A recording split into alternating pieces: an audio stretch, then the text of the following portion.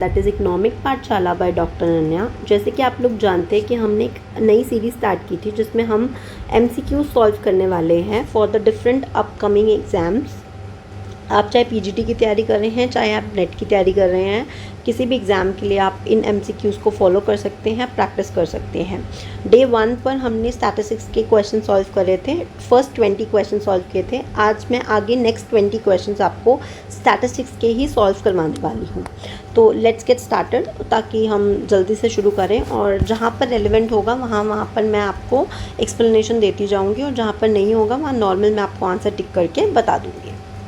सबसे पहला क्वेश्चन आज का है, that is probability of a batsman scoring a century in a test matches 2/3। ठीक है, कोई भी बैट्समैन जो है वो सेंचुरी स्कोर करता है, उसकी प्रोबेबिलिटी है, यानी सक्सेस की प्रोबेबिलिटी है हमारे पास 2/3। तो आपको पता है probability of success plus probability of failure क्या होता है, दैट इज़ इक्वल्स टू 1 होता है। तो हमारे पास क्या हो जाएगा, तो प्रोबेबिलिटी ऑफ फेलियर यानी कि उसकी सेंचुरी ना लगाने की जो हो गई वो प्रोबेबिलिटी क्या हो जाएगी, 1/3। राइट, 3 में से 2 गए, 1/3।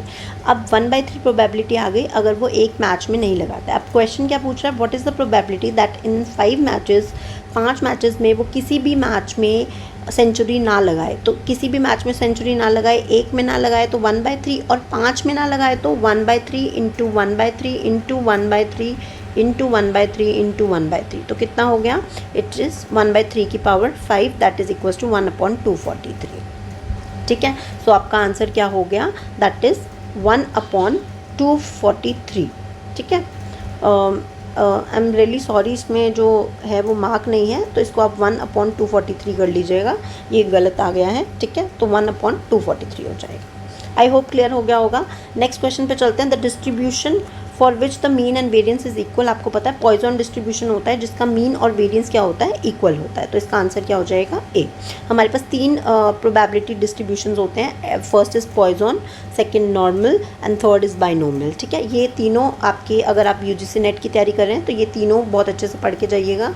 Gamma is not so relevant. ठीक है, नेक्स्ट है, और ये कैसे हैं, डिस्क्रीट प्रोबेबिलिटी डिस्ट्रीब्यूशन, आपको ये भी याद रखना है। Next question is the technique use to estimate the overcast. It's overcast या फिर ओवर आइडेंटिफाइड आप लिख सकते हैं, सिस्टम ऑफ साइमल्टेनियस इक्वेशन है। तो हम क्या लगाते हैं, 2 SLS लगाते हैं, 2 स्टेज लीस्ट स्क्वायर। ये बेसिक क्वेश्चंस हमारे हैं इकोनोमेट्रिक्स के। अगर आपके सिलेबस में इकोनोमेट्रिक्स नहीं है तो आप इसको स्किप भी कर सकते हैं। अगर जो लोग प्रिपेयर कर रहे हैं, मैं बता देती हूँ, एक होता है ILS और एक होता है 2 SLS। ठीक है, इसे बोलते हैं इनडायरेक्ट लीस्ट स्क्वायर मेथड। जब भी हम साइमल्टेनियस इक्वेशन मेथड करते हैं तो उसमें 2 मेन कॉमन मेथड्स यूज़ होते हैं, ILS और 2 SLS। ठीक है, इसको बोलते हैं इनडायरेक्ट लीस्ट स्क्वायर मेथड, और 2 SLS क्या है, 2 स्टेज लीस्ट स्क्वायर मेथड। ठीक है, तो ILS क्या है, ILS जो है वो हमारा जो जस्ट आइडेंटिफाइड इक्वेशंस होती हैं उनके लिए यूज़ होता है, और ओवर के लिए क्या यूज़ होता है, 2 SLS। ठीक है, तो ओवर के लिए क्या यूज़ होता है, 2 SLS। तो आप ये 2 बातें याद रखेंगे तो आपके मैक्सिमम क्वेश्चन सॉल्व हो जाएंगे, और ये काफ़ी रिपीटेड क्वेश्चन है जो कि बार बार पूछा जाता है। ठीक है, तो इसका आंसर क्या हो गया, D, that is 2 SLS। Next question is, if the farmer of a village are divided into categories. ये आपका प्रीवियस ईयर, ये UP PGT में भी पूछा गया और ये नेट में भी सेम क्वेश्चन पूछा गया है 2018 में। तो अगर फार्मर्स हैं एक विलेज के, उनको हमने 3 टाइप्स में डिवाइड कर दिया, marginal, medium and big farmers. ठीक है, तो कह रहा है कि, और ऐसे ही हमने 80 फार्मर्स का सैम्पल लिया और उनको डिवाइड कर दिया कैटेगरीज में। तो बताओ कौन सा प्रोबेबिलिटी सैम्पलिंग का कौन सा पार्ट होगा ये। ठीक है, तो आपको पता है सैम्पलिंग जो सैम्पलिंग होती है वो हमारे पास 2 तरीके की होती है, एक होती है प्रोबेबिलिटी, एक होती है नॉन प्रोबेबिलिटी। प्रोबेबिलिटी सैम्पलिंग मतलब जहाँ पर हर किसी का इक्वल चांस है ऑफ बीइंग सिलेक्टेड। उसमें फर्दर 4 टाइप्स आते हैं, सिंपल रैंडम सैम्पलिंग, जैसे हम लॉटरी निकालते हैं, मैंने आपको लास्ट क्लास में भी बताया था। Second is cluster sampling. Third one is systematic, इसका भी मैंने आपको लास्ट क्लास में बताया था कि अगर आपने 5 चुना है 1 to 10 में से, तो नेक्स्ट आपको क्या, हर kth आइटम चूज़ करनी पड़ेगी, that is 15, 25, 35 and so on. Stratified क्या है, हम स्ट्राटाज में डिवाइड कर देते हैं। तो और इसका आंसर भी क्या है हमारा, स्ट्रैटिफाइड रैंडम सैम्पलिंग, कि इसमें हम क्या करते हैं, जो हमारे स्ट्राटाज होते हैं उनको, यानी हमारी पॉपुलेशन को हम स्ट्राटाज में डिवाइड करते हैं, ग्रुप्स में डिवाइड करते हैं, और फिर उसमें से हम फर्दर सैम्पल्स लेते हैं। ठीक है, अब क्वेश्चन एक और इम्पॉर्टेंट आता है कि स्ट्रैटिफाइड और क्लस्टर सैम्पलिंग में डिफरेंस क्या है। तो आपको याद रखना, जो स्ट्रैटिफाइड सैम्पलिंग है वो हमेशा होमोजीनियस सैम्पल में से लिया जाता है और जो क्लस्टर है वो हेट्रोजीनियस में से होता है। जैसे कि मैं आपको एक एग्जांपल बता देती हूँ। एक एग्जांपल अभी हमने पढ़ा, ये देखिए, अगर मान लीजिए सिंपल ले लेते हैं, एक क्लास में गर्ल्स भी हैं बॉयज़ भी हैं, मैंने स्ट्राटास बना दिए गर्ल्स और बॉयज़, इनमें से मैंने 10 गर्ल्स ली और इसमें से मैंने 10 बॉयज़ लिए, तो ये हो गया हमारा क्या, स्ट्रैटिफाइड सैम्पलिंग। और इसी का ही दूसरा है क्लस्टर सैम्पलिंग। क्लस्टर में क्या बताया मैंने, हेट्रोजीनियस होते हैं। फॉर एग्जांपल मैंने यहाँ से 5 गर्ल्स और 5 बॉयज़ लिए, एक ग्रुप 1 बना दिया, और एक और 5 अलग लड़कियाँ ली और 5 अलग लड़के लिए और इनका एक ग्रुप 2 बना दिया। तो ये हमारा क्या हो जाएगा, क्लस्टर सैम्पलिंग। इनके ऊपर जब मैं स्टडी करूँगी तो ये हमारा क्या हो जाएगा, क्लस्टर सैम्पलिंग। यानी कि स्ट्राटा में हमेशा होमोजीनियस होता है और क्लस्टर में हमेशा हेट्रोजीनियस होता है। इस बात को आपको याद रखना है। नॉन प्रोबेबिलिटी सैम्पलिंग क्या होती है, जिसमें हमारे पास नॉन प्रोबेबिलिटी सैम्पलिंग जिसमें हमारी जो सैम्पल है उसके पास क्या है, इक्वल प्रोबेबिलिटी नहीं है टू गेट सिलेक्टेड। इसमें बहुत ही इंपॉर्टेंट है एक जो है हमारा स्नोबॉल सैम्पलिंग। स्नोबॉल क्या होती है, जिसमें हम चेन्स के थ्रू हमारी क्या होती है, सैम्पलिंग करते हैं। फॉर एग्जांपल मान लीजिए मुझे किसी ड्रग एडिक्ट लोगों पर सैम्पलिंग करनी है, तो मैं क्या करूँगी, सबसे पहला एक ड्रग, अब ऑब्वियसली इसकी कोई लिस्ट तो है नहीं हमारे पास, तो मान लीजिए मेरे को किसी कॉन्टैक्ट से एक ड्रग एडिक्ट के बारे में पता चला, उसने मुझे रेफर करके किसी और के बारे में बताया, फिर उसने आगे मुझे किसी और 2 लोगों का नाम बता दिया, फिर इसने मान लो मुझे एक का नाम बता दिया, इसने मुझे एक और का नाम बता दिया। तो ये क्या हो गई हमारी स्नोबॉल सैम्पलिंग। इसी को हम चेन सैम्पलिंग भी बोलते हैं। ठीक है, ओके। नेक्स्ट, ये बहुत इंपॉर्टेंट है, ये काफ़ी पेपर्स में पूछा जाता है, तो टाइप्स ऑफ सैम्पलिंग ज़रूर पढ़ के जाइएगा। नेक्स्ट है goodness of fit of a distribution is tested by, तो सिंपल फैक्चुअल क्वेश्चन है, ये होता है काई स्क्वायर। काई स्क्वायर जो हमारा होता है इसको लिखते ऐसे हैं काई स्क्वायर, या फिर इसको हम कैसे लिखते हैं, chi square. This is also known as non parametric test. एक कैसा है, नॉन पैरामीट्रिक टेस्ट है। नॉन पैरामीट्रिक टेस्ट क्या होता है, जिसमें कि पैरामीटर्स को हम यूज़ नहीं करते हैं।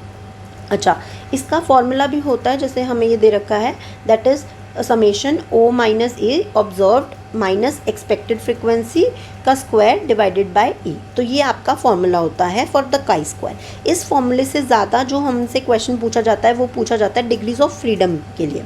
तो डिग्रीज ऑफ फ्रीडम का क्या फॉर्मूला है, इसमें रो -1 और कॉलम -1। आपको रोज़ दे रखे होंगे, आपको कॉलम्स दे रखे होंगे, तो ये उसका फॉर्मूला बन जाता है R-1 और C-1। ठीक है, आई होप क्लियर होगा। नेक्स्ट है t test was developed by sir William Gosset. ये भी अगेन एक फैक्चुअल क्वेश्चन है, आपको याद रखना है, सर विलियम गॉसिट ने हमें ये दिया था। ठीक है, नेक्स्ट है if the value of one of the regression coefficient is more than 1 then the value of other regression coefficient will be. Okay, ये again an important question. Regression की प्रॉपर्टीज से बहुत ज़्यादा क्वेश्चंस पूछे जाते हैं। तो रिग्रेशन का काम क्या होता है, पहले तो आपको ये पता होना चाहिए। कोरिलेशन क्या होता है, 2 चीज़ों के बीच में हमें एक्सटेंट और डिग्री बताता है। चलो कोरिलेशन के बारे में मैं आपको बाद में बता देती हूँ, अभी एक क्वेश्चन भी आएगा। रिग्रेशन क्या होता है, रिग्रेशन हेल्प्स इन प्रिडिक्शन। ठीक है, रिग्रेशन से हमें क्या होता है, प्रिडिक्शन होती है। फॉर एग्जांपल हमने कहा कि हमने एडवर्टीज़मेंट पर से 500 करोड़ रुपीस खर्च करे हैं, तो हमारी सेल्स हो रही हैं मान लीजिए 1000 करोड़ की। ठीक है, अब मान लीजिए हमने एडवर्टीज़मेंट बढ़ा दी से 1000 करोड़ कर दी, तो अब मान लीजिए हमारी 10,000 करोड़ सेल्स बढ़ गई। अब पूछेगा कि अगर मान लीजिए अब हम एडवर्टीज़मेंट पे 10,000 करोड़ खर्चा कर रहे हैं तो हमारी सेल्स कितनी बढ़ेगी, और ये डाटा हम टाइम्स में लेते हैं।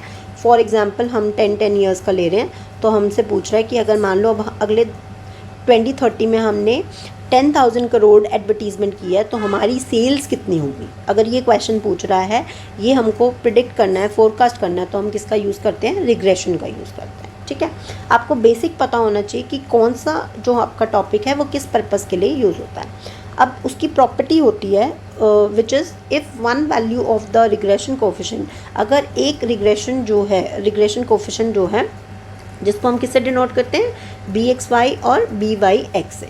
तो अगर एक ग्रेटर देन 1 है तो दूसरा शुड बी लेस देन 1। ये हमारी प्रॉपर्टी आपको याद रखनी है। तो इसका आंसर क्या होगा, अगर एक मोर देन 1 है तो दूसरा कैसा होना चाहिए, वुड बी लेस देन 1। तो बी आंसर आपका करेक्ट हो जाएगा। ठीक है, ओके।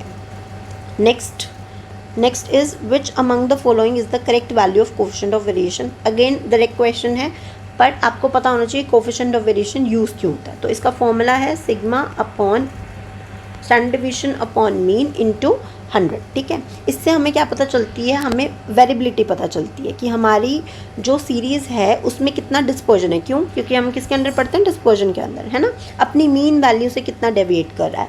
तो जितनी ज़्यादा CV की वैल्यू हाई होगी, CV मतलब कोफिशिएंट ऑफ वेरिएशन की वैल्यू, देखिए यहाँ पे भी लिखा होगा, जितनी ज़्यादा हाई होगी उतना हमारा जो डाटा होगा वो क्या होगा, अनस्टेबल होगा। और जितनी ज़्यादा हमारी कोफिशिएंट ऑफ वेरिएशन की वैल्यू लो होगी उतना हमारा डाटा क्या होगा, अनस्टेबल। जितना हाई उतना हाई वेरिएबिलिटी, ऑब्वियसली जितना वेरिएशन ज़्यादा है तो वेरिएबिलिटी भी ज़्यादा होगी, तो और एंड वाइस वर्सा।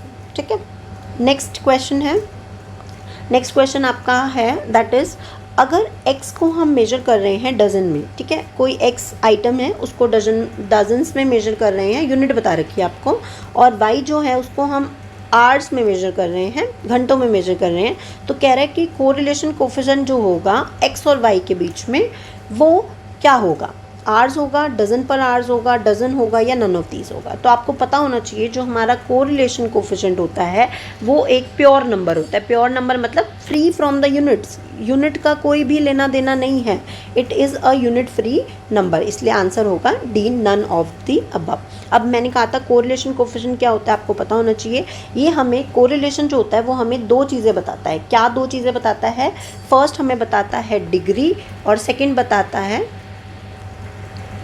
डिग्री मतलब कि कोई भी दो जो वेरिएबल्स है एक्स एंड वाई किस हद तक कोरिलेटेड है। ठीक है, डिग्री एंड डायरेक्शन। ठीक है, यानी कि जब आप कोरिलेशन कोफिशिएंट निकालते हैं तो क्या करते हैं, आर से डिनोट करते हैं कोरिलेशन कोफिशिएंट को, 0.75 है। तो ये क्या होता है, एक तो हमें ये बताता है किस हद तक वो कोरिलेटेड है, डिग्री बता दिया, और डायरेक्शन प्लस है तो हम कहते हैं पॉजिटिवली कोरिलेटेड है, माइनस है तो कहते हैं नेगेटिवली कोरिलेटेड है। तो दो चीज़ें बताता है कौन, कोफिशिएंट ऑफ कोरिलेशन। ठीक है, आई होप क्लियर हो गया होगा। नेक्स्ट क्वेश्चन है हमारा 30। If the value of Pearson coefficient जो है बीटा 2 जो है वो उसकी वैल्यू 3 है, तो कहता कर्व कैसा बनेगा। अगर आपने मेरी स्टैटिस्टिक्स की निमोनिक वाली वीडियो देखी है तो मैंने उसमें आपको बताया था 3 कर्व्स होते हैं, एक होता है लेप्टोकर्टिक, एक होता है प्लेटिकर्टिक और एक होता है मीजोकर्टिक। तो सबसे ऊंचा वाला कौन सा है, लेप्टोकर्टिक, मिडल वाला होता है मीजोकर्टिक, मैंने ऐसे याद कराया था, मिडल, एम फॉर मीजोकर्टिक। ठीक है, और जो सबसे छोटा होता है, प्लांट हमारे कैसे होते हैं, छोटे छोटे होते हैं, तो मैंने आपको ऐसे याद कराया था, प्लेटिकर्टिक। ठीक है, अगर आपको ये इस तरीके से याद ना रहे तो मैंने आपको कहा था अल्फ़ाबेटिकली भी याद रख सकते हैं, ABCD। ठीक है, तो LMNOP। ठीक है, तो ये सीक्वेंस में है। अब उन्होंने पूछा था कि अगर 3 को किसके लिए होता है, नॉर्मल डिस्ट्रीब्यूशन के लिए यूज़ होता है। बीटा 2 की वैल्यू अगर 3 है तो मीजोकर्टिक, अगर बीटा 2 की वैल्यू ग्रेटर देन 3 है तो लेप्टोकर्टिक, और अगर बीटा 2 की वैल्यू लेस देन 3 है तो इट विल बी प्लेटिकर्टिक। ये आपको याद रखना है। अगेन ये बहुत ज़्यादा रिपीटेड क्वेश्चंस है जो कि हर एग्ज़ाम में पूछे जाते हैं, तो ये अगर आप इतने कॉन्सेप्ट्स भी कर लेते हैं तो आपका बहुत ईजिली एग्ज़ाम क्लियर होने के चांसेस हो जाते हैं। नेक्स्ट है 31, एक्सक्लूसिव सीरीज़। एक होती है इंक्लूसिव सीरीज़ और एक होती है एक्सक्लूसिव सीरीज़। आप ऐसे लिखते होंगे जब भी आपने क्वेश्चंस किए होंगे, तो 0 से 10 में आप कौन सी वैल्यूज़ डालते हैं, 0 से लेकर 9 तक अगर कोई भी वैल्यू है तो आप कहाँ तक डालेंगे, 0 से 10 में डालेंगे। जो 10 होता है वो कहाँ पे इंक्लूडेड होता है, वो 10 नेक्स्ट वाली में होता है, 10, 11, फिर यहाँ पर कहाँ तक डालेंगे, 19 तक। तो ऐसी सीरीज़ को हम क्या बोलते हैं, एक्सक्लूसिव, यानी 10 को हम यहाँ से क्या कर रहे हैं, एक्सक्लूड कर रहे हैं। तो इस सीरीज़ को हम क्या बोलते हैं, एक्सक्लूसिव सीरीज़। अब क्वेश्चन के हिसाब से देखते हैं, both the class limits are considered, class limits are excluded, lower class limit और अपर क्लास लिमिट। तो आपको पता होना चाहिए पहली बात तो ये कि आई चेंज द कलर। तो आपको पहले बात तो ये पता होना चाहिए कि हमारे जो ये 0 से 10 है ये हमारी लोअर लिमिट होती है, ठीक है, लोअर क्लास लिमिट होती है, और ये 10 क्या होती है, अपर क्लास लिमिट होती है। ठीक है, अच्छा अब आपसे ये भी पूछ सकते हैं कि एक्सक्लूसिव हो गया, इंक्लूसिव सीरीज़ कौन सी होती है। 0 से अगर 9 है और 9 को भी आप इंक्लूड कर रहे हैं, यानी कि अगर आप 0 1 2 3 से लेकर 9 तक नंबर्स ले रहे हैं, तो ऐसी सीरीज़ को हम क्या बोलेंगे, इंक्लूसिव। तो आपका आंसर यहाँ पे क्या हो जाएगा, एक्सक्लूसिव के बारे में पूछा तो उसने क्या कहा है, अपर लिमिट, जिसमें अपर लिमिट क्या होगी, एक्सक्लूड होगी। ठीक है, तो ऐसे सीरीज़ को हम क्या बोलते हैं, एक्सक्लूसिव सीरीज़। आई होप समझ में आ गया होगा। नेक्स्ट पे चलते हैं। नेक्स्ट एक प्रोबेबिलिटी का क्वेश्चन है, उसको सॉल्व करते हैं। Ticket number 1 to 20 are mixed up. कहता है एक बाउल में हमने 1 to 20 नंबर डाल के टिकट्स डाल दी। अब आपसे प्रोबेबिलिटी पूछ रहे हैं कि जो भी हमने टिकट ड्रॉ किया है वो मल्टीपल हो 3 की या 5 की। तो देखो, पहले तो आपको 3 के मल्टीपल्स देखने हैं। उस टिकट में कौन कौन से 3 के मल्टीपल्स होंगे 1 to 20 में, 3 6 9 12 15 और 18। ऑब्वियसली 3 का टेबल लिख दो, कहाँ तक, 20 से पहले तक, तो 6 नंबर हो गए। उसके बाद 5 के मल्टीपल्स क्या होंगे, 5 10 15 20। तो देखो 5 10 15 20, 6 नंबर यहाँ हो गए, 4 यहाँ हो गए। लेकिन कोई ऐसा नंबर भी तो होगा जो दोनों में कॉमन होगा। कौन सा है वो नंबर, 15। 15 नंबर क्या है, दोनों में कॉमन है। तो अब हम जब प्रोबेबिलिटी निकालेंगे तो कैसे करेंगे, तो आपको पता होना चाहिए। प्रोबेबिलिटी ऑफ ए क्या हो गई कि वो टिकट जो है वो मल्टीपल होगी ऑफ 3। ठीक है, प्रोबेबिलिटी ऑफ बी क्या है कि वो मल्टीपल होगी किसकी, मल्टीपल ऑफ 5। अब probability of A intersection B, intersection मतलब जो दोनों में कॉमन है। ठीक है, वो हम लिख देंगे। और प्रोबेबिलिटी ऑफ निकालनी किसकी है कि A union B, which is a multiple of और आ जाए तो आपको यूनियन यूज़ करना है, और वर्ड आ जाए तो यूनियन, और एंड वर्ड आ जाए तो इसका मतलब है इंटरसेक्शन। यानी आपसे पूछ रहा है कि प्रोबेबिलिटी ए यूनियन बी की क्या होगी। तो आपको फॉर्मूला पता है, probability of A probability of B minus probability of A intersection B. अगर उसमें कुछ कॉमन है तो उसको माइनस कर देंगे। तो प्रोबेबिलिटी ऑफ ए, 6 नंबर्स थे, कितने में से, 20 में से ऐसे थे जो कि मल्टीपल थे 3 के। ऐसे कितने नंबर्स थे, 6 थे 20 में से। तो प्रोबेबिलिटी क्या हो गई, 6/20। 5 के ऐसे कितने थे, 4, तो कितने में से, 20 में से। तो और कॉमन कौन सा था, एक था 15, तो इसकी क्या हो गई, 1/20। तो आप इसको कैसे लिखोगे, 6/20 4/20 माइनस 1/20। तो 6 और 4 10, 10 में से एक गए 9, तो 9/20 इसका आंसर हो जाएगा, जो कि इनमें से कोई भी नहीं है। तो 9/20 इसका आंसर हो जाएगा। ठीक है, next, a table that shows the scores and the frequency of occurrence. कोई टेबल है जहाँ पर आपको स्कोर्स बता रखे हैं, और जैसे कि हम कहते हैं, मैं ऐसे ले लेती हूँ कि पहले मैं इसको रब कर देती हूँ। तो सबसे पहले क्या है, अ table that shows the scores, score दिखा रहा है। ठीक है, और वो स्कोर कितनी बार आया। अच्छा, इसको हम किसी एक एग्जाम्पल से समझ लेते हैं। फॉर एग्जाम्पल मान लीजिए कोई क्लास है, उसमें टेस्ट हुआ। ठीक है, अब टेस्ट में मैंने क्या किया, उन बच्चों के कितने मार्क्स आए हैं उनको मेंशन कर दिया। ठीक है, तो मान लीजिए किसी बच्चे के 5 आए, किसी बच्चे के 10 आए, आउट ऑफ 10 ले लेते हैं। टेस्ट में मार्क्स हमने लिए हैं आउट ऑफ 10। ठीक है, तो आउट ऑफ 10 मान लो किसी के 10 आए, किसी के 9 आए, किसी के 8 आए, किसी के 6 आए। तो अब हमने क्या किया, ऐसे कितने बच्चे हैं जिनके 5 नंबर आए, तो फ्रिक्वेंसी क्या होती है, कितनी बार आए वो चीज़। मान लो 2 बच्चे हैं, 8 वाले 3 बच्चे हैं, 9 वाले मान लो 5 बच्चे हैं, 10 वाले मान लो 6 बच्चे हैं, और 6 वाले मान लो 4 बच्चे हैं। ठीक है, अब आप इनको टोटल करोगे तो देखोगे 2 और 3 5, 5 और 5 10, और 10 और 10 20। तो 20 बच्चों के जिनका हमने 10 मार्क्स का टेस्ट लिया, उस तरीके से हमने इसको अगर डिस्क्राइब कर दिया, तो इस टेबल को पूछ रहा है क्या कहते हैं। तो इस टेबल को हम बोलते हैं क्या, फ्रीक्वेंसी डिस्ट्रीब्यूशन टेबल। फ्रीक्वेंसी को डिस्ट्रीब्यूट करके बता रहा है, तो हम इसको क्या बोलेंगे, फ्रीक्वेंसी डिस्ट्रीब्यूशन टेबल। अब इसकी कुछ टाइप्स होती हैं, अनग्रुप्ड एंड ग्रुप्ड। तो ये जो एग्जाम्पल मैंने आपको बताया, ये किसका है, ये है आपका अनग्रुप्ड। ये क्या है, ये अनग्रुप्ड है, यानी कि हमने यहाँ कोई ग्रुप्स नहीं बनाए ना, अनग्रुप है। ठीक है, अगर हम ऐसे ग्रुप बना देते, यानी कि यहाँ पर मान लीजिए हम लिख देते, यहाँ पर हम लिख देते 0 से 10, 10 से 20, 20 से 30, तो ये क्या हो गया, ग्रुप बन गया। तो ये हो गई हमारी ग्रुप्ड फ्रीक्वेंसी। अनग्रुप्ड इससे पहले वाली हो गई। रिलेटिव क्या होती है, रिलेटिव फ्रिक्वेंसी डिस्ट्रीब्यूशन और क्यूमुलेटिव फ्रिक्वेंसी। अच्छा पहले क्यूमुलेटिव बता देती हूँ। क्यूमुलेटिव क्या होती है, जब हम क्यूमुलेट करने का क्या मतलब होता है, इकट्ठा करना, जोड़ना। तो अगर मान लो फ्रिक्वेंसी 2 है तो क्यूमुलेट करके नेक्स्ट में क्या हो जाएगी, 2 + 3 5। फिर इसमें क्या होगा, 5 और 5 10 कर लो या इन तीनों को ऐड कर दो तो 10। अब 10 में 6 ऐड करोगे तो 16, 16 में 4 ऐड करोगे तो 20। जो लास्ट नंबर आएगा वो आपके टोटल से मैच करना चाहिए। तो ये हो गई आपकी क्यूमुलेटिव फ्रिक्वेंसी डिस्ट्रीब्यूशन। लास्ट है relative frequency distribution. Relative frequency का क्या मतलब है, रिलेटिव फ्रिक्वेंसी का मतलब है, मान लीजिए आपकी क्लास में 20 बच्चे हैं, 20 में से मान लो 10 बच्चों के जो हैं 10 बच्चों के मान लो 5 नंबर आए, तो ये जो हमने निकाला दैट इज़, ये जो भी वैल्यू निकाली 1/2 हमारी क्या हो जाएगी, रिलेटिव फ्रिक्वेंसी डिस्ट्रीब्यूशन, जिसमें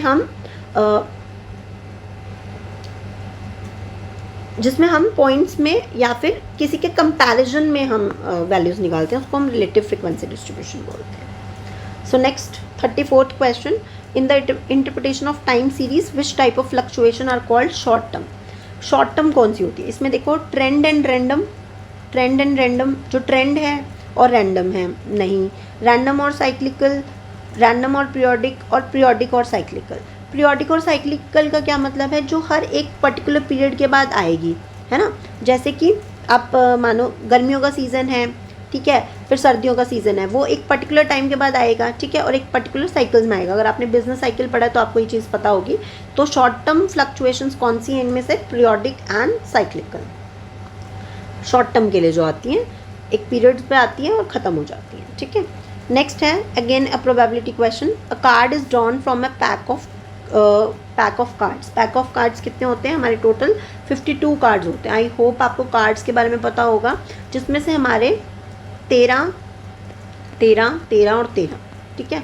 ये 13 13 13 क्या है, ठीक है, 4 होते हैं। एक होता है स्पेड, एक होता है डायमंड, एक होता है क्लब, और एक और होता है, एंड फोर्थ होता है आपका हर्ट, ठीक है। और 52 कार्ड्स में से 13 13 13 13 बराबर होते हैं।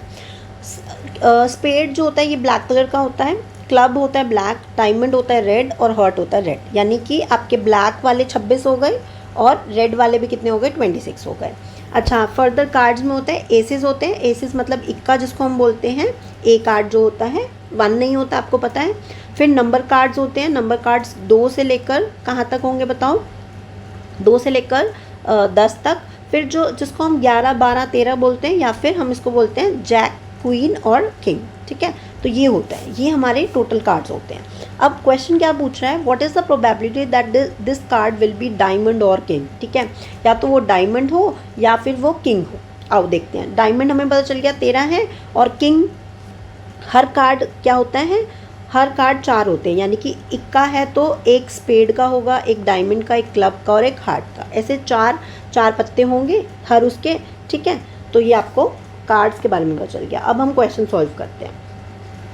क्वेश्चन क्या कह रहा है कि हमें प्रोबेबिलिटी बतानी है। तो आपको क्या करना है, क्वेश्चन सॉल्व करते हुए आपको पता है प्रोबेबिलिटी ऑफ डायमंड, डायमंड आने की प्रोबेबिलिटी क्या है, यानी कि डायमंड हो ऐसे कितने पत्ते होते हैं, 13/52।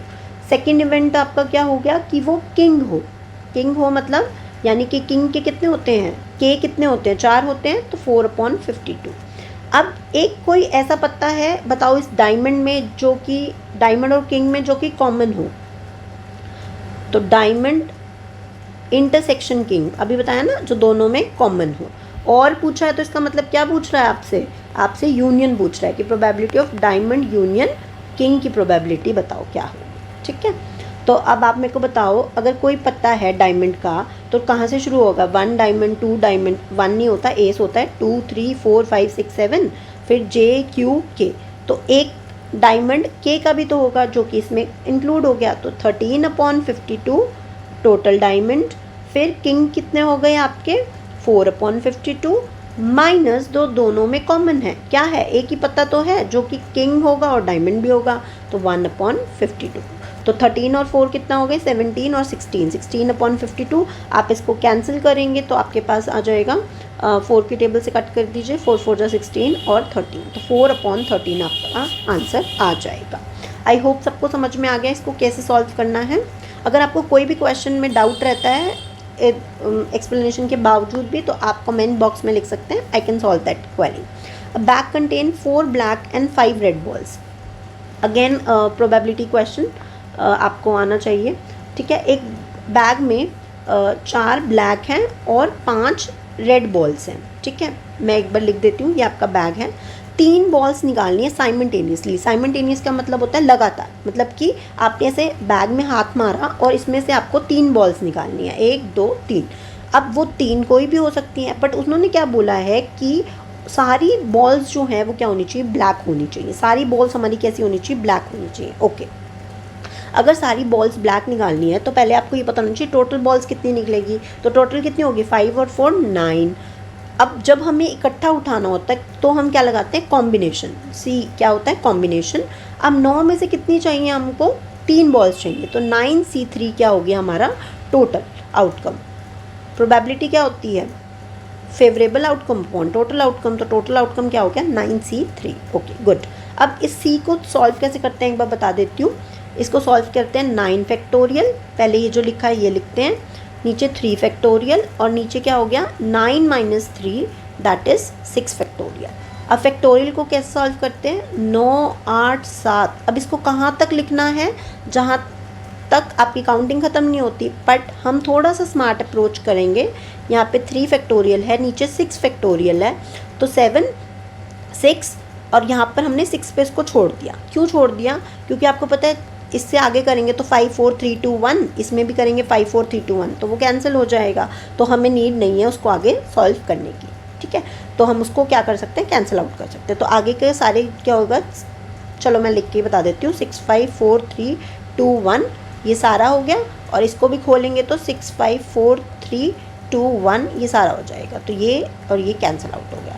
ये बच गया, क्या बच गया 9 8 7, और इसको खोलेंगे तो पीछे उल्टी गिनती शुरू कर दो, 3 3 2 1, तो 3 3 ज़ा 9, 2 4 ज़ा 8, तो 7 4 ज़ा 28 और 7 3 ज़ा 21 इंटू 4 आप मल्टीप्लाई कर लो, आपके पास आंसर आ जाएगा 84। तो टोटल आउटकम आपके पास आ गए 84, याद रखना 9C3। अब हम बात करते हैं फेवरेबल आउटकम की। फेवरेबल आउटकम क्या होगा, अब उसने क्या कहा है, अगर वो कॉम्बिनेशन में ये बोलता कि भाई मुझे बॉल्स ऐसी चाहिए जो कुछ रेड और कुछ ब्लैक हो, तो हम देखते, पर अभी उसने हमें क्या बोला है, सारी ही उनको क्या चाहिए, ब्लैक बॉल्स।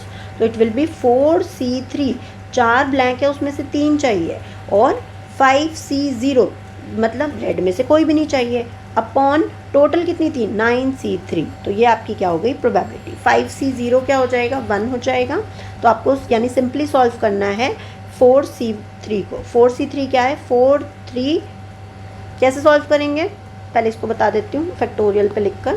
फैक्टोरियल में क्या होगा 4 फैक्टोरियल 3 फैक्टोरियल और इनका डिफरेंस 4 - 3 यानी कि 4 फैक्टोरियल 3 फैक्टोरियल अपॉन 1 फैक्टोरियल, ठीक है। आई होप क्लियर हो गया होगा। अब इसको आप सॉल्व कर लेंगे। सॉल्व मैंने बता ही दिया, 4 × 3 × 2 × 1, पूरा लिखने की ज़रूरत नहीं है, 3 2 1। 1 फैक्टोरियल तो उल्टा कहाँ जाएगा 1 पे जाएगा, 1 तक ही जाना है, तो ये सारा कट के आपके पास आंसर आ गया 4। तो आप ये देख सकते हो, मैंने सॉल्व करके भी आपको यहाँ पे दिखा रखा है। तो 4C3 4 आ गया, 9C3 84 हो गया। जब आप इन दोनों को डिवाइड करोगे 4/84, तो आपके पास आंसर आ जाएगा 1/21। आई होप आपको समझ में आ गया। अच्छा, मान लीजिए इसी क्वेश्चन में आपसे पूछ लेता कि हमें ऐसा कुछ चाहिए कि प्रोबेबिलिटी हो कि 2 ब्लैक निकल जाएँ और 1 रेड आ जाए, तो फिर कैसे करते, तो फिर इसका भी बता देती हूँ। ज़रूरी नहीं है ना यही सेम क्वेश्चन आएगा, बाद वाला भी तो आ सकता है। तो 2 ब्लैक यानी कि 4 में से 2 ब्लैक मल्टीप्लाई 5 में से 1 रेड अपॉन 9C3, इसको सॉल्व कर लेंगे तो ये आपका आंसर आ जाएगा, ठीक है। ओके, नेक्स्ट क्वेश्चन चलते हैं। द टर्म मल्टीक्लिनैरिटी, अगेन ये हमारे जो इकोनोमेट्रिक्स का पार्ट है, स्टिल मैं आपको बता देती हूँ मल्टीक्लिनैरिटी जो है रैगनर फ्रिश ने दी थी। एक स्टैटिक क्वेश्चन है, आपको याद करना है, अगर नहीं है तो आप आगे बढ़ जाइए। Next OLS method. अच्छा, मल्टीक्लिनैरिटी होता क्या है, व्हेन इंडिपेंडेंट वेरिएबल्स जो हैं हमारे मॉडल में, जो इंडिपेंडेंट वेरिएबल्स होते हैं वो क्या हो, आपस में कोरिलेटेड हो, तो ऐसी प्रॉब्लम को हम क्या बोलते हैं, मल्टी कोलिनियरिटी। अगर आप UGC नेट के एस्पिरेंट हैं तो आपको ये पता होगा कि मल्टीक्लिनैरिटी क्या होता है। मुझे कमेंट बॉक्स में आप लिख कर बताइए कि व्हाट आर द कॉन्सिक्वेंसेस, क्या कॉन्सिक्वेंसेस होंगे अगर मल्टीकुलरिटी, आप मुझे बताएंगे क्या कॉन्सिक्वेंसेस होते हैं। नेक्स्ट है the method use to estimate the linear probability distribution is, जो लीनियर प्रोबेबिलिटी डिस्ट्रीब्यूशन है उसको एस्टिमेट करने के लिए नॉर्मल आपसे अगर पूछे कि लीनियर रिग्रेशन को करने के लिए कौन सा होता है तो हमारे पास होता है OLS मेथड। नेक्स्ट, ये भी सारे इकोनोमेट्रिक्स से क्वेश्चंस हैं, अगर आपको नहीं करना तो आप इसको स्किप कर सकते हैं। Next is ARIMA method. ARIMA method हमारा बॉक्स एंड जेनकिन ने दिया है, अगेन कॉन्सेप्ट है, आप देख सकते हैं। लास्ट है the appropriate method for evaluation of over identified. अभी बताया था स्टार्टिंग में, अगर सिंगल है यानी कि जस्ट आइडेंटिफाइड है तो आप ILS लगाते हैं, इनडायरेक्ट लीस्ट स्क्वायर, और ओवर है तो क्या लगाएंगे 2SLS, ठीक है 2SLS। 3SLS भी होता है, 3 स्टेज लीस्ट स्क्वायर मेथड, ठीक है। अच्छा, इसके कुछ मेथड्स होते हैं वो मैं आपको और बता देती हूँ। कुछ होते हैं सिंगल इक्वेशन मेथड, तो single equation methods simultaneous equation को सॉल्व करने के सिंगल इक्वेशन मेथड कौन कौन से हैं वो आपको याद रखने हैं। आपसे पूछ सकता है कि सिंगल इक्वेशन कौन सा और सिस्टम वाला कौन सा। सिंगल इक्वेशन मतलब साइमल्टेनियस इक्वेशन में क्या होता है आप सबको पता है, हमारे पास कुछ 3 इक्वेशंस होती हैं, ऐसे 4 इक्वेशंस होती हैं, उनको सॉल्व करना। तो सिंगल इक्वेशन मतलब हर इक्वेशन पे हमें जो मेथड लगाना पड़ेगा उसके बारे में बात करें तो ILS क्या है, इनडायरेक्ट लीस्ट स्क्वायर। 2SLS क्या है, 2 stage least square. Method of instrument variable, method of IV क्या है, इंस्ट्रूमेंट वेरिएबल।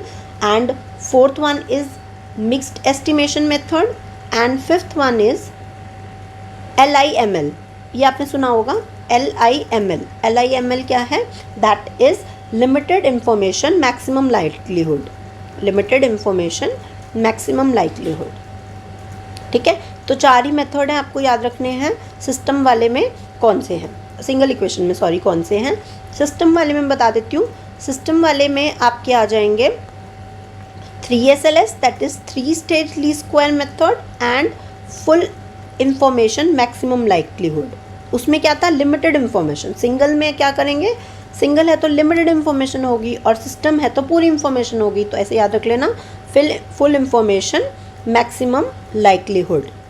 याद हो गए, दोबारा पढ़ लेते हैं। सिंगल में 1 और 2 इसमें आ गए, method of instrument variable, mixed estimation और लिमिटेड इंफॉर्मेशन मैक्सिमम लाइक्लीहुड।